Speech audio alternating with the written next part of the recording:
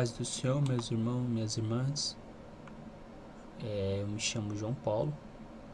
Vamos estar dando prosseguimento mais uma videoaula. Hoje nós vamos estar falando sobre Cristologia, a doutrina de Cristo, sobre Cristo Jesus, ok? A doutrina do Cristo é também conhecida como Cristologia. É o estudo fundamental na teologia que se concentra na pessoa e na obra de Cristo, sendo um tema central e distintivo do cristianismo. A cristologia não apenas aprofunda o entendimento sobre Jesus e a sua obra redentora, mas também prepara o terreno para o estudo das doutrinas como a redenção e a consumação, que é a escatologia. O propósito principal desse estudo é fortalecer a base bíblica da fé e esperança cristã, além de auxiliar outros no conhecimento de Cristo, para a pessoa saber mais acerca de Jesus Cristo. Isso porque a Bíblia nos diz que em Cristo estão ocultos todos os tesouros da sabedoria e do conhecimento. Um estudo abrangente, ou um estudo que abrange diversos aspectos, começando pela preparação do mundo para a chegada de Cristo e a história da cristologia ao longo dos tempos, é explorado através desse estudo a pessoa de Cristo, conforme ensinado na própria Escritura, examinando os vários estados pelos quais ele passou, seus ofícios e sua obra de expiação por toda a humanidade. Embora reconheçamos que não podemos compreender completamente tudo que envolve a pessoa de Jesus, podemos conhecer as riquezas da glória desse mistério, que é a esperança da glória de Deus. A doutrina da pré-existência eterna de Jesus é fundamental no cristianismo. Ela afirma que Jesus é eterno, existindo antes da criação do mundo. E isso é evidenciado em passagens bíblicas, como João, capítulo 1, versículo 1. No princípio era o verbo. Lá ele era chamado de verbo e declarado como o próprio Deus. Também em Colossenses 1,17 é afirmado que ele é antes de todas as coisas. Além disso, Miqueias 5,2 nos diz que ele existia antes da eternidade, ou seja, que nosso Jesus é eterno. Ele existe, ele subsiste por toda a eternidade. Ele é a palavra de Deus ali quando Deus estava criando todas as coisas.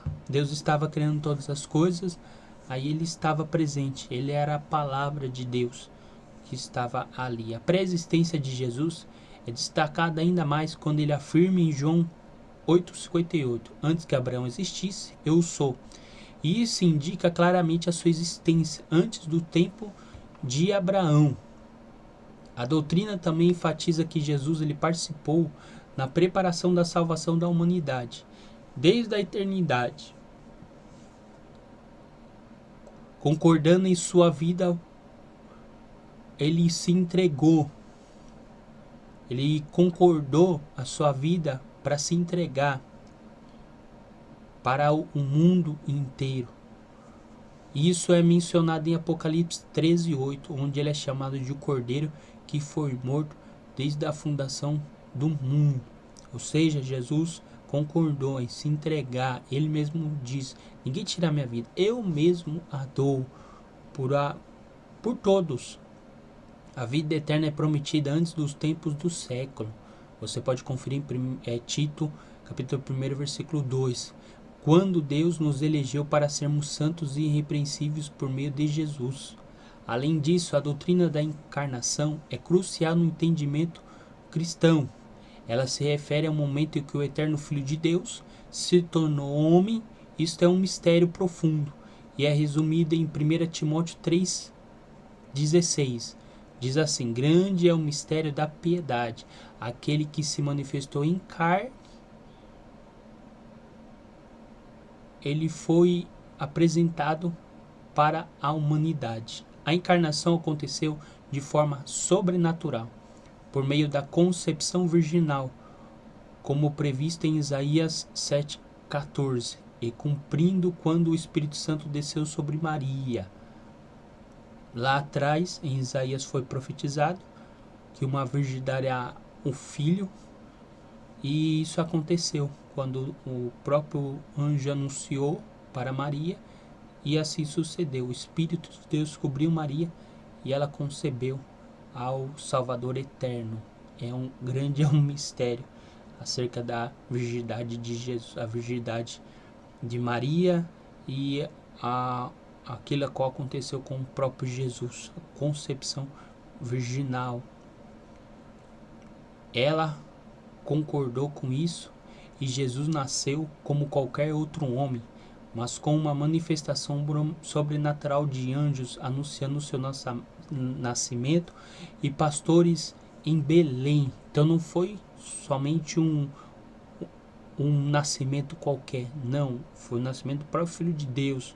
Deus fez com que, lá em Lucas fala, os anjos viessem, um coral de anjos ali cantando e avisando os pastores e falando para eles que acaba de acontecer a melhor coisa, posso assim dizer, eles falando, a melhor coisa do mundo, acaba de nascer o Filho de Deus, seguem a estrela. E a estrela foi lá e foi até o local onde Jesus estava, que ele estava numa manjedoura.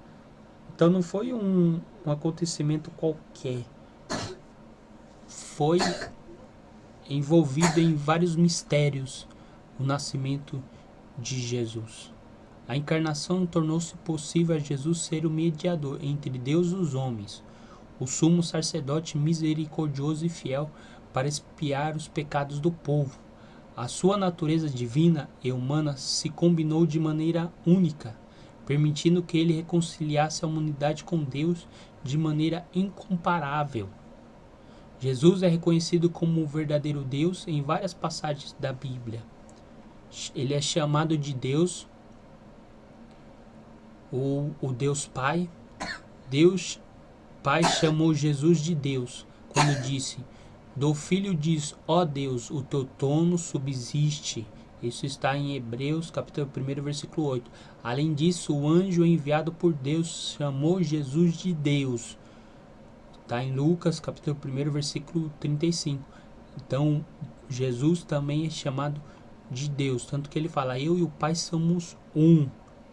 A autoafirmação como Deus. Jesus afirmou claramente a sua divindade, quando diante dos inimigos confirmou ser o Cristo, o Filho do Deus bendito. Ele também chamou Deus de Pai, e se identificando como um Filho unigênito, que está no seio do Pai. Você pode conferir isso em 1 João, capítulo 1, versículo 18. E disse, quem vê a mim, vê o Pai. Quando Felipe o questionou, mostra-nos o Pai e basta, ele disse para Felipe, eu estou tanto tempo com vocês, estou tanto tempo aqui, vocês não perceberam? Quem vê a mim, vê o Pai. Ele se identificou também como Messias. Jesus se identificou como Messias para a mulher samaritana e para outros, revelando também a sua natureza divina. Quando ela falar, o Messias vai vir. Ele falou, eu sou o que está diante de vós. Então ele se identificou como o próprio Messias. Há também os títulos. Jesus tem os títulos divinos. Ele se autodominou como Alfa e o Ômega, o princípio e o fim, o primeiro e o derradeiro. Lá em Apocalipse, capítulo 22, 13.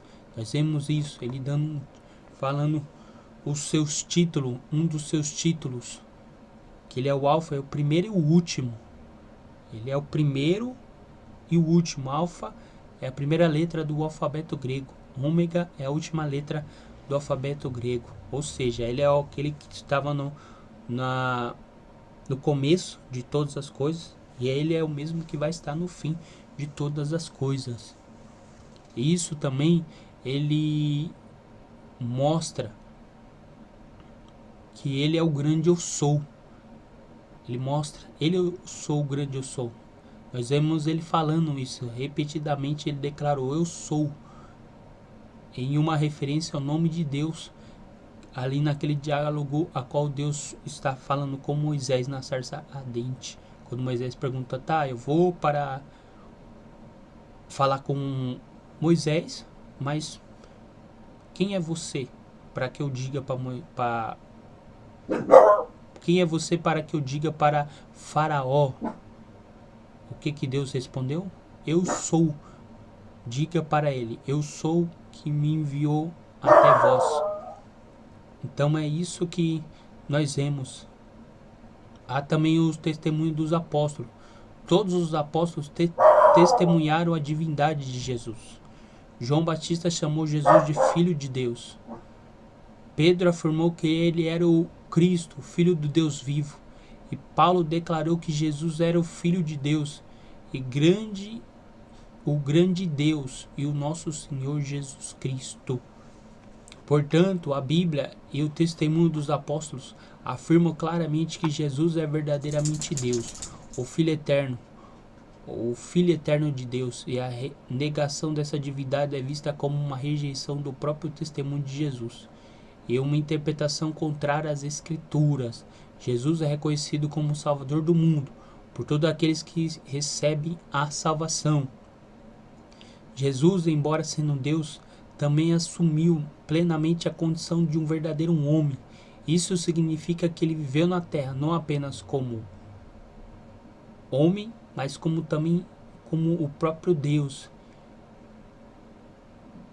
Ele fez a renúncia da própria glória. Jesus, conhecido como Deus bendito, voluntariamente ele fez a sua renúncia da sua glória celestial para se tornar o redentor da humanidade, sujeitando às limitações de um ser humano. Chamado de homem nas Escrituras, nós vemos o próprio Jesus falando que ele era o Filho do Homem. A Bíblia se refere a Jesus como um homem também. Pedro o descreveu como Jesus Nazareno, varão aprovado por Deus. Então, falando que Jesus também era um homem, só que ele, filho do homem, filho de Deus e aprovado pelo próprio Deus. Pilatos chamou de eis aqui o homem, e Jesus também se referiu a si mesmo como o homem.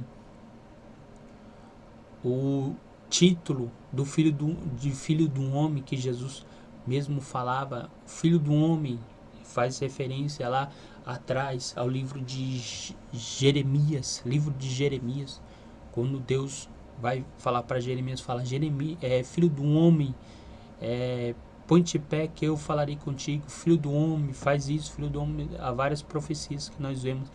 O próprio Deus chama Jeremias de filho do homem. Jesus frequentemente usava esse título de filho do homem para descrever a si mesmo. Isso refletia a sua humildade e identificação com a humanidade, bem como seu papel como representante legal de toda a humanidade.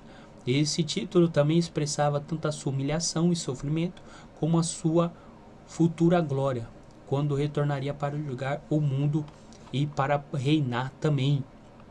Seu nascimento foi humano. Embora a concepção de Jesus tenha sido sobrenatural, ele nasceu como qualquer ser humano. Deus preparou um corpo para ele e ele veio em carne. Jesus tinha um corpo, alma e espírito. Ele estava sujeito ao crescimento e amadurecimentos naturais.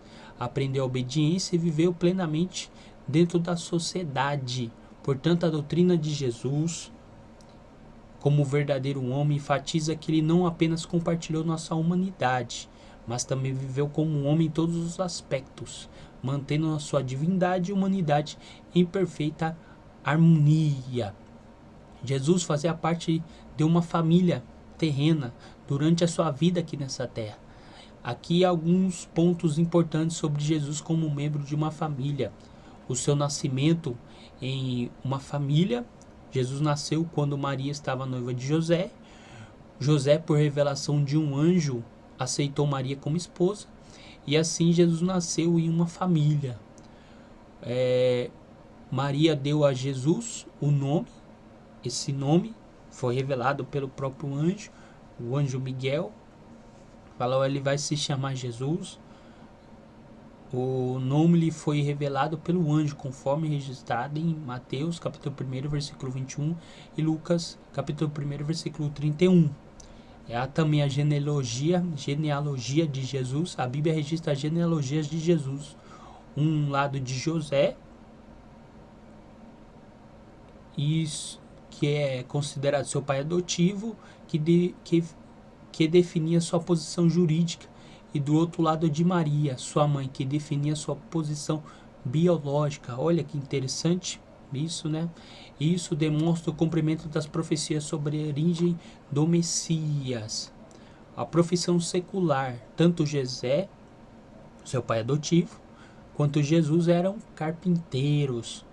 Jesus aprendeu a trabalhar na profissão de carpinteiro, como era comum naquela época.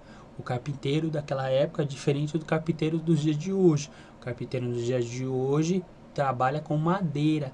Naquela época era o pedreiro. O pedreiro era considerado o carpinteiro. Uma mudança. Há uma mudança. O pedreiro, nos dias de hoje, na época de Jesus, lá há mais de 2.000 anos atrás, 1.500 anos atrás, na época de Jesus, era considerado o carpinteiro, era chamado carpinteiro. Também Jesus tinha responsabilidade familiar. Após o falecimento de José, Jesus assumiu a responsabilidade pela sua mãe terrena, demonstrando cuidado e amor por sua mãe, Maria, e confiando aos cuidados do apóstolo João enquanto estava na cruz. Jesus cuidava dela. Não há nenhuma referência de Jesus quando ele começa o seu ministério, de José, perdão. Não há nenhuma referência de José quando ele começa o seu ministério. Há a referência dos irmãos de Jesus, a referência de Maria, mas de José não. Então, bem provável que ele tenha falecido. Jesus, como ele era o filho primogênito, o primeiro filho ali, ele que cuidava de todos. Aí o que aconteceu? Quando ele foi morrer, ele botou o cuidado de Maria para João. João, considerado o discípulo amado. Tanto que ele olhou para ela e falou assim: mulher, eis aí o seu filho. Filho, eis aí a sua mãe. Aí o próprio texto já explica. Aí a partir daquele dia ele a recebeu.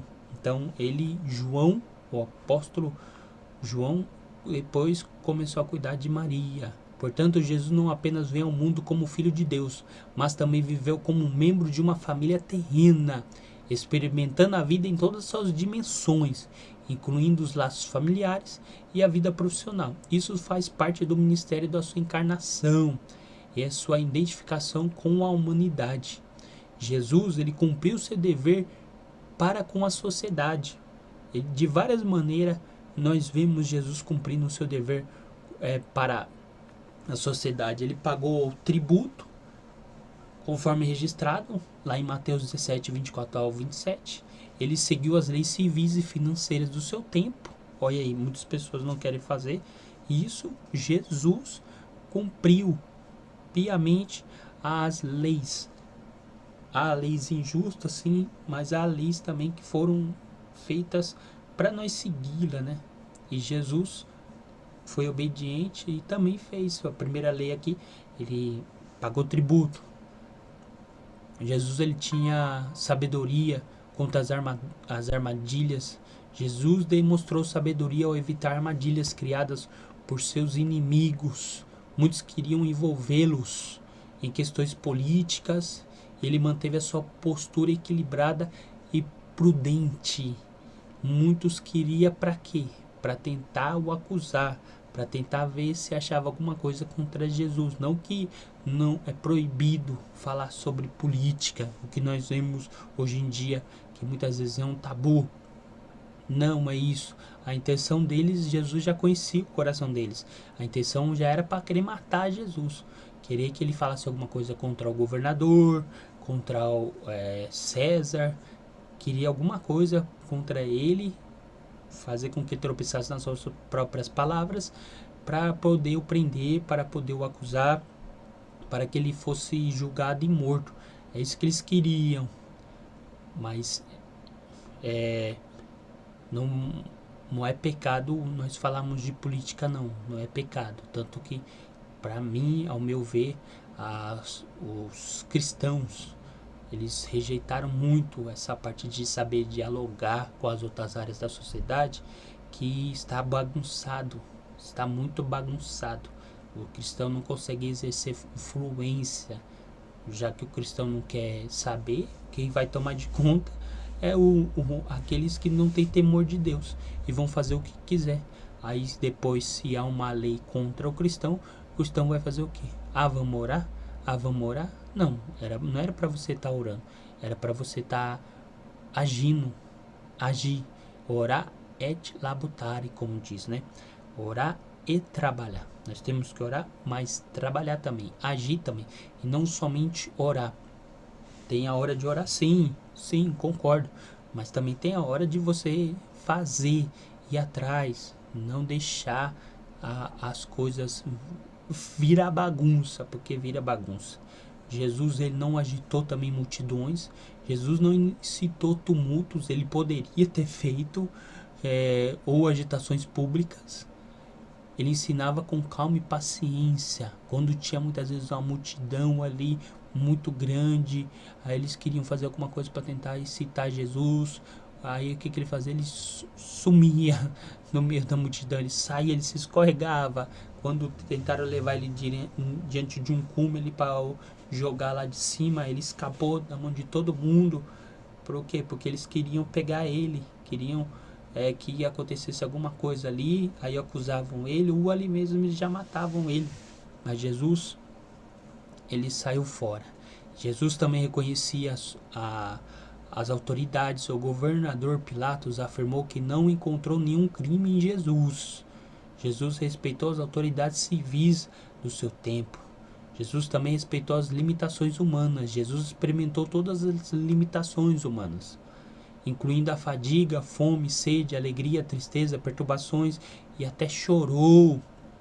Versículos como Hebreus 4:15, Mateus 4:2, João 4:7, Lucas 10:21, Marcos 3:5, Hebreus 5:7, Lucas 22:44.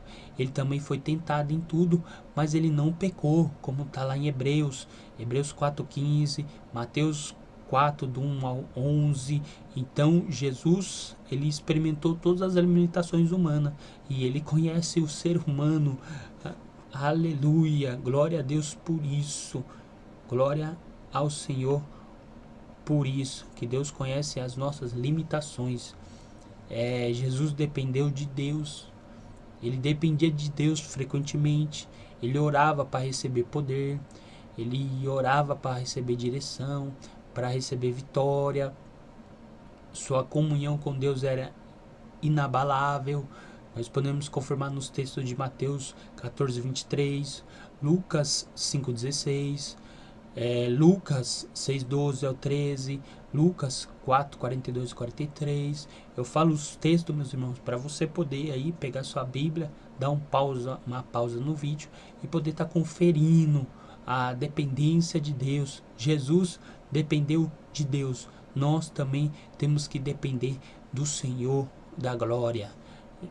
Ele é santidade também. Jesus é santidade e justiça. Ele se destacou por sua santidade, a sua justiça, e também a ausência do pecado. Ele desafiou qualquer um a convencê-lo do pecado. Ninguém tinha acusação contra ele. Isso está em João capítulo 8, versículo 46. Quem convence-me de pecado? Quem vai falar que eu pequei, que eu errei, que eu fiz isso, que eu fiz aquilo? Ninguém. Tanto que para poder acusar tiveram que armar falsos testemunhos contra Jesus. Tiveram que armar falsos testemunhos. E ainda foi difícil ainda. A própria palavra fala que foi difícil para conseguir as falsas testemunhas. Se essas pessoas não aceitaram a Jesus, essas que testemunharam contra o próprio Filho de Deus, imagina o sofrimento que eles estão até hoje sofrendo por rejeitar o próprio Filho de Deus. Além disso, Jesus permanece eternamente como o Verbo feito carne e o Filho do Homem. A sua ressurreição, ele, quando foi efetuada, ele recebeu um corpo glorioso exaltado soberanamente. Ele está no céu com o seu corpo glorificado e retornará. A sua obra e presença continua eternamente. Então Jesus, quando ele ressuscitou, o seu corpo foi transformado. Assim também ele prometeu para a sua igreja. Paulo revela isso, que vai ser no momento, no abrir e fechar dos olhos, antes a última trombeta. Então os corpos serão transformados. E depois que os corpos forem transformados, todos irão se encontrar com Jesus nas nuvens. Ele também tem ofícios, Jesus tem ofícios também. Vamos resumir os ofícios de Jesus. Ele era profeta. Jesus é o profeta perfeito que revelou a vontade de Deus para o presente e o futuro. Ele pregou a salvação, anunciou o reino de Deus e fez previsões para o futuro. Como uma das previsões marcantes foi a destruição do templo. Jesus, quando foi falado para ele, tá vendo essas pedras? Ó, elas são bem bonitas, são bem adornadas. Jesus falou, vocês estão vendo tudo isso daqui? Não vai ficar pedra sobre pedra que não seja tudo derribado. E isso aconteceu piamente quando o general Tito destruiu Jerusalém. Jesus também, além de profeta, esse primeiro ofício dele de profeta, ele também era sacerdote. Jesus é o sumo sacerdote que ofereceu a si mesmo como sacrifício para assegurar o perdão dos pecados da humanidade. Ele representa os homens diante de Deus e continua a interceder por eles. Então, além de Jesus ser profeta, sacerdote que intercede pelo povo de Deus, Jesus também é rei. Ele é o rei cujo governo é eterno e universal.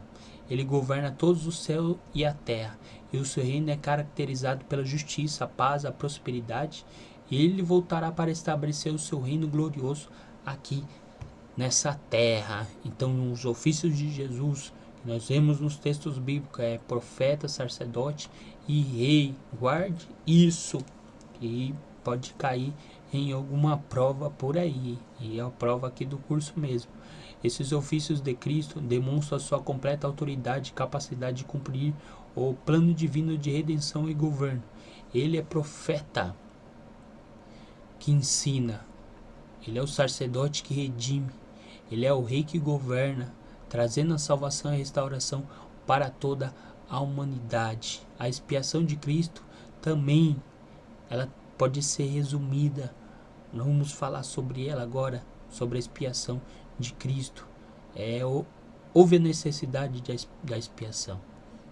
A expiação foi necessária, porque o pecado é uma ofensa grave contra a santidade de Deus. E a violação da sua lei, Deus é justo e não pode simplesmente perdoar os pecadores sem satisfazer a sua justiça. Além disso, a natureza depravada do homem o torna incapaz de salvar a si mesmo. Então, houve a necessidade da expiação contra o pecado, porque a justiça de Deus tinha que ser feita. A justiça de Deus tinha que ser feita. Foi feita ali na cruz do Calvário, e também a justiça de Deus será feita.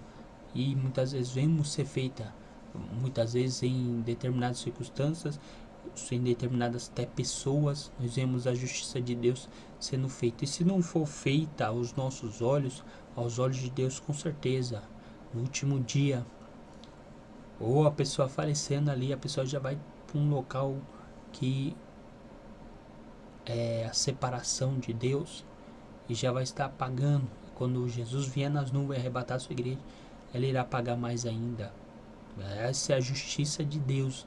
Aqueles que não fizeram justiça e aqueles que rejeitaram a justiça do Deus Todo-Poderoso.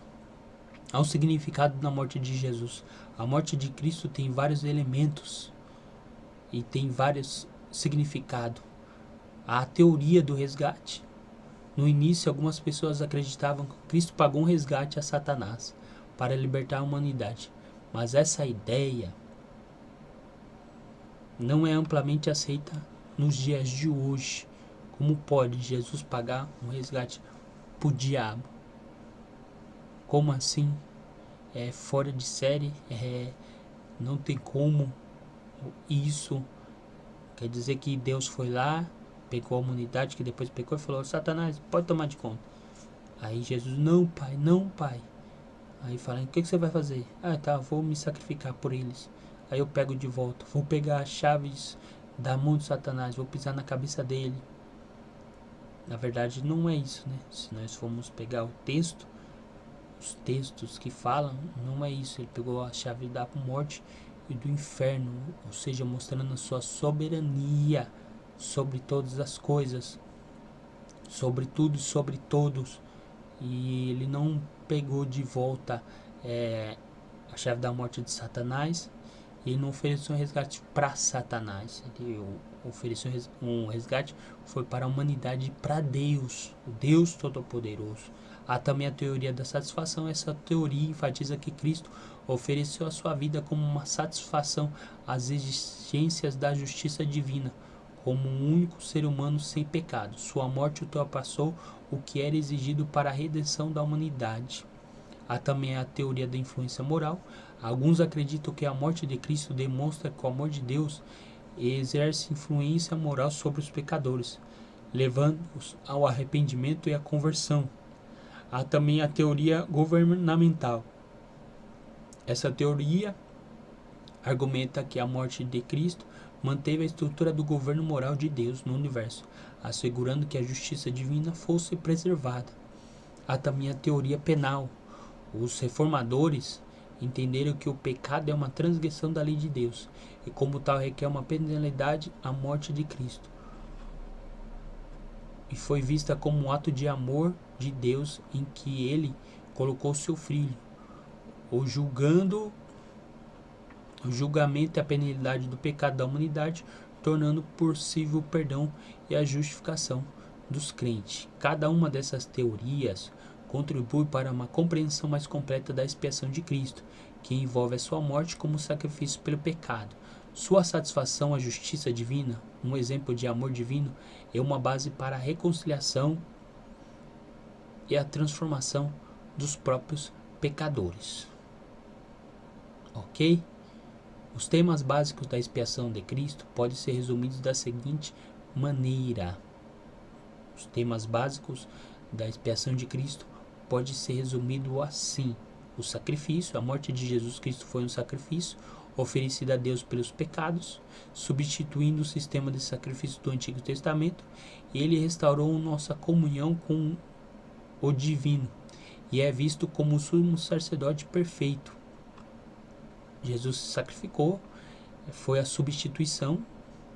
Cristo morreu pelos pecados nossos, não pelos seus, e sua morte foi substitutiva. Ele tomou o lugar dos pecadores, oferecendo-se como Cordeiro de Deus no lugar deles, cumprindo assim as exigências da justiça divina. O único que podia cumprir as exigências da justiça divina era o próprio Deus. Ele foi a propiciação. A morte de Cristo é vista como uma propiciação para nos livrar da ira de Deus.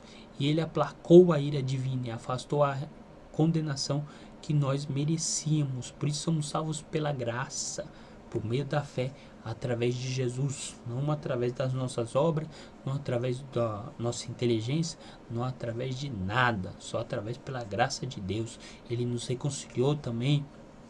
A morte de Cristo foi um meio de reconciliação entre Deus e os seres humanos. Ela removeu nossa hostilidade contra Deus e estabeleceu paz entre nós e o divino, com Deus como agente principal desse processo. Há também a redenção. A morte de Cristo propiciou redenção, resgatando os seres humanos da escravidão do pecado, da morte de Satanás. Foi um preço pago para nossa libertação, satisfazendo as exigências da justiça divina refletida na lei.